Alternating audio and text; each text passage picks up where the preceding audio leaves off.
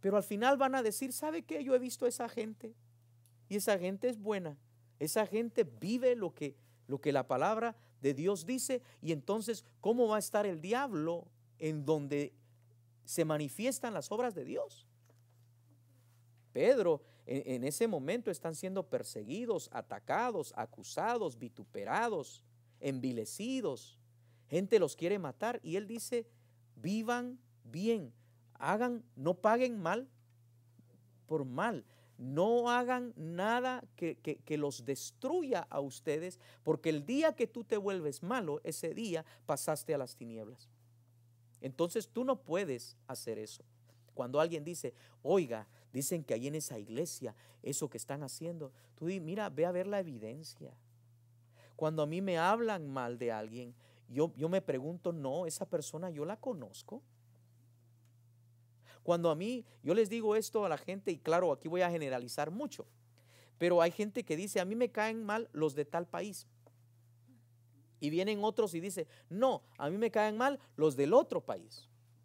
Y yo digo, ¿sabe qué? Cuando yo oigo hablar de ese país, se me viene a la mente a los amados que yo tengo, que son de ese país. Y ellos para mí representan a ese país. Por lo tanto, lejos esté de mí generalizar y decir que esas personas no sirven. Yo tengo lealtad y amor para las personas que yo he conocido y yo no puedo aceptar. La palabra de Dios dice, contra un anciano no aceptes acusación a la ligera, a menos que sea por medio de 2 o 3 testigos. Qué fácil es acusar, qué fácil es envilecer, pero ¿dónde está la evidencia? La evidencia son nuestras vidas, hermanos. La evidencia es el camino que ya hemos recorrido por 15 años haciéndole el bien. La evidencia es que en este valle hoy hay una iglesia pujante, a punto de realizar grandes obras y mucho más seguirá haciendo el Señor. ¿Y cómo lo seguirá haciendo? Porque seguiremos predicando que Cristo es el Señor.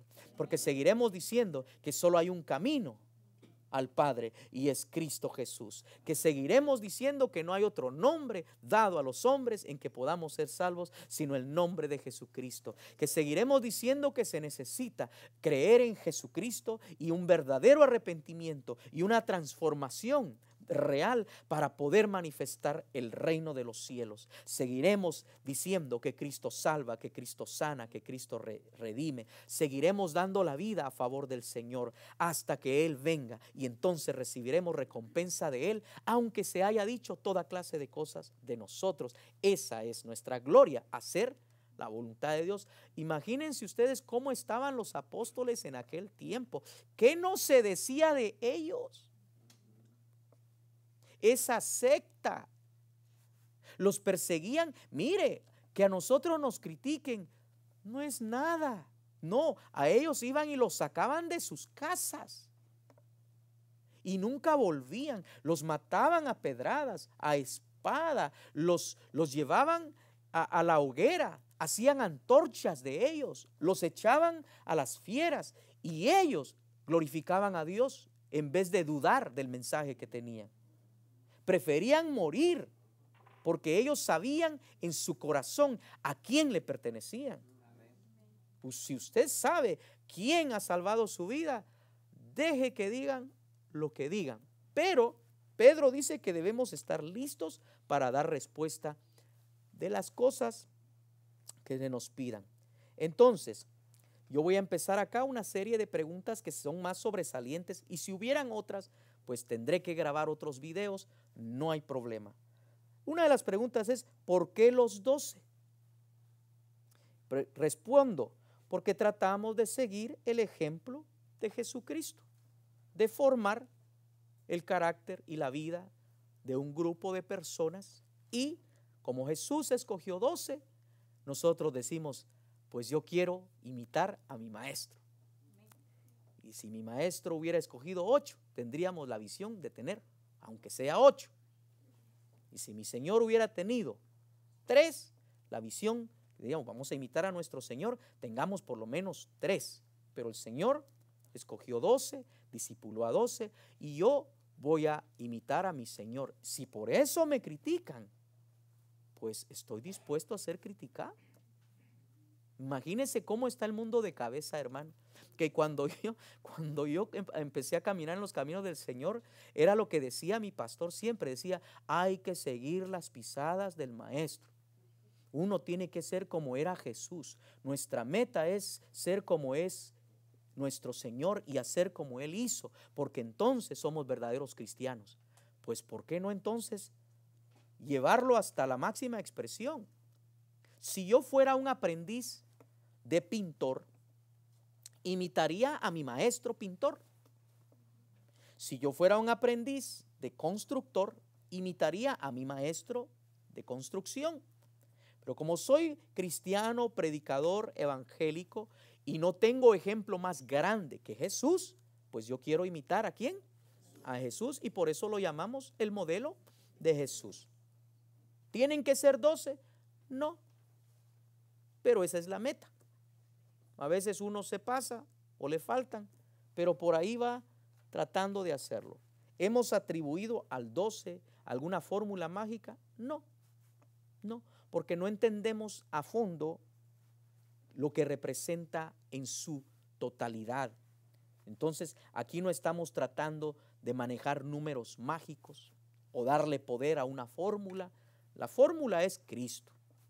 Y Él y su Espíritu Santo hacen las cosas como Él quiere. Y vamos para donde el Señor nos lleve tratando de oír su voz.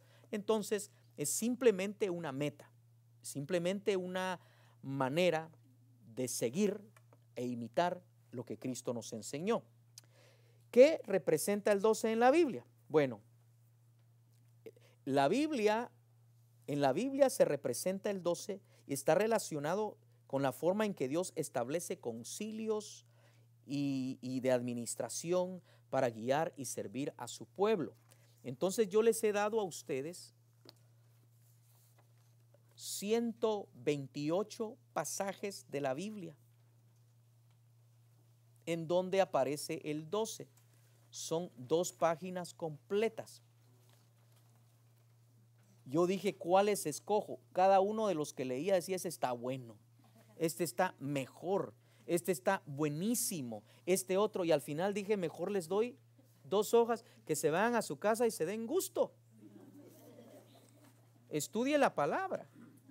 Entonces, mire, uno se encuentra, ustedes que tienen la hoja ahí conmigo y los que me están viendo por video, pídele a tu líder que te preste una fotocopia o consigue una fotocopia o ven a las oficinas, consigue fotocopias de todos estos materiales que están siendo distribuidos. Por amor a ti no queremos que estés confundido en nada.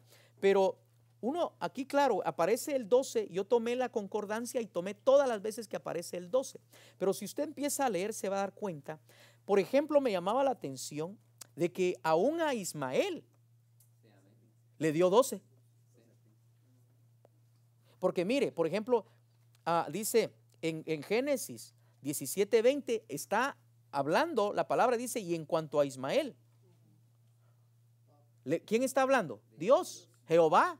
En cuanto a Ismael, también te he oído y he aquí que le bendeciré y le haré fecundo y le multiplicaré en gran manera y él engendrará 12 príncipes y yo le constituiré en una gran nación. Y eso era antes de Jacob. Ahora, hermano, ¿qué quiere decir el 12? Yo no sé, pero mire usted que Dios tiene algo con el 12. ¿Qué es? Averígüelo usted. ¿Ya? Pero no esté en contra del 12, porque a Dios como que le gusta. ¿Sí me está entendiendo? O sea, hay gente, hermanos, que yo no sé. Mire, hay que predicar contra el diablo, hay que ir a evangelizar a los drogadictos, hay que abrir nuevas obras. ¿Qué está haciendo? Perdiendo el tiempo, atacando las cosas que Dios hace. Esto no me lo inventé yo ni nadie. A mí no se me hubiera ocurrido eso. Pero luego a Jacob también les da 12 hijos y 12 príncipes. Y cuando van por el desierto, llegan a un lugar que se llamaba Elim, en donde habían 12 fuentes de agua y 70 palmeras. Entonces, ¿qué quiere decir? Averígüelo usted, porque imagínese. Luego, cuando el Señor organiza a su pueblo, dice por ejemplo que Dios dice en Josué 4:2, dice, toma del pueblo 12 hombres de cada tribu.